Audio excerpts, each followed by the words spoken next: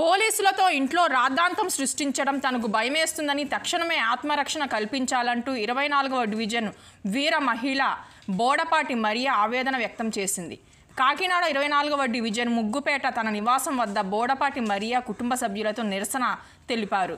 ఈ సందర్భంగా ఆమె మాట్లాడుతూ జనసేన పార్టీ అధినేత డిప్యూటీ సీఎం పవన్ కళ్యాణ్ సిద్ధాంతాలకు ఆకర్షితులై పార్టీ ఆవిర్భావం నుంచి 2024 ఎన్నికల్లో గెలుపుకును పనిచేయడం జరిగిందన్నారు. తనపై ఉన్న నమ్మకంతో 12వ డివిజన్ బాధితులు పక్కా ఇల్లులు కట్టించేలా కృషి చేయాలని తన వద్దకు రావడంతో కాలిపోయిన చోటే పక్కా గృహాలు నిర్మించాలని ఉద్యమించడం జరిగిందన్నారు.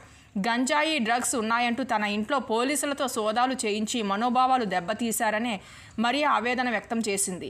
తాము ఉంటున్న అద్దె ఇంట్లో పోలీసులు రావడంతో ఇల్లు ఖాళీ చేయాలని ఓనర్ ఒత్తిడి చేస్తున్నారని ఆవేదన వ్యక్తం చేశారు.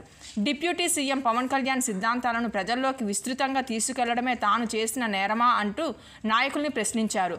తనకు తన కుటుంబానికి ప్రాణరక్షణ కల్పించాలని జిల్లా ఎస్పీ డిప్యూటీ సీఎం పవన్ కళ్యాణ్ను వీర మహిళ మరియా కోరారు. నా పేరు శ్రావణి అండి. నేను మా ఆయన ఇంట్లో టిఫిన్ చేస్తుండగా 10-15 మంది పోలీసులు వచ్చారు ఇంటికి.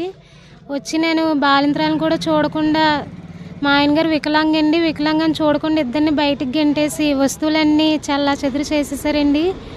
ఇంట్లో ప్రతి వస్తువు మొత్తం పగలగొడేశారండి. బీరువా కూడా తీసి వాళ్ళు రోజునాడు చల్లా చెదురు చేసేసారు. మేము అడుగుతుంటే మాకు సమాధానం ఏమో మీ ఇంట్లో గంజాయి డ్రగ్స్ అమ్ముతున్నారమ్మా మీ అత్తయ్య గారు అని కంప్లైంట్ ఇచ్చే మాకు వచ్చింది అని చెప్పి అన్నారండి.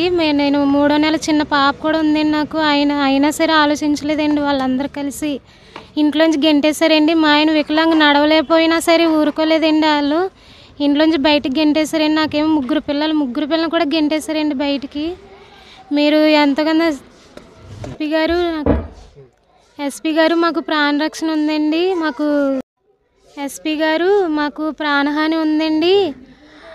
మా ఇంట్లోకి ఎవరెవరో వస్తున్నారండి. మాకేమో చూస్తే భయం వేస్తుందండి. బయట రావడానికి కూడా భయం వేస్తుందండి. కళ్యాణ్ గారు కూడా మాకు ప్రాణహాని ఉందండి. మాకు రక్షణ కలిగించాలని మేము కోరుతున్నామండి.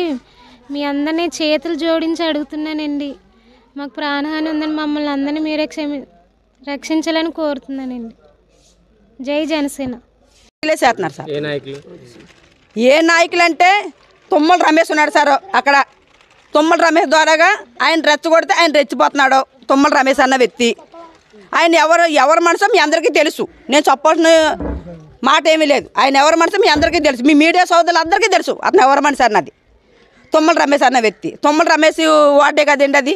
ఆ వార్డులోకి వెళ్ళే కదా నేను న్యాయం చేశాను. మరి వాళ్ళు న్యాయం చేయనప్పుడు, ఆ నాయకులు న్యాయం చేయనప్పుడు జనసేన వీర మహిళగా నన్ను కోరుకున్నారు వాళ్ళు చేయమని. నేను ముందుకెళ్ళాను. కళ్యాణ్ గారు దృష్టికి తీసుకెళ్లాలని ముందుకెళ్ళాను. అక్కడ పక్కా ఇల్లులు కట్టించాలి. వాళ్ళకి 30 సంవత్సరాలు నివాసం ఉంటున్నారు. వాళ్ళు ఇల్లులు కాలిపోయి పిల్లలతో కూడా రోడ్డుని పడ్డారు. వాళ్ళకి ఆహారం ఉందని ఏ నాయకుడన్నా అడుగుతున్నాడా? మరి ఇది నేను కళ్యాణ్ గారు దృష్టికి తీసుకెళ్ళబట్టే కదా ఈరోజు నా మీద దాడికి దిగారు. ప్రాణహాని ఉంది, నా పిల్లల ప్రాణహాని ఉంది. నా పిల్లలు కూడా ఏమైనా చేయొచ్చు. వాళ్ళు దొంగలా పోలీసులా? నాకు అది కావాలి.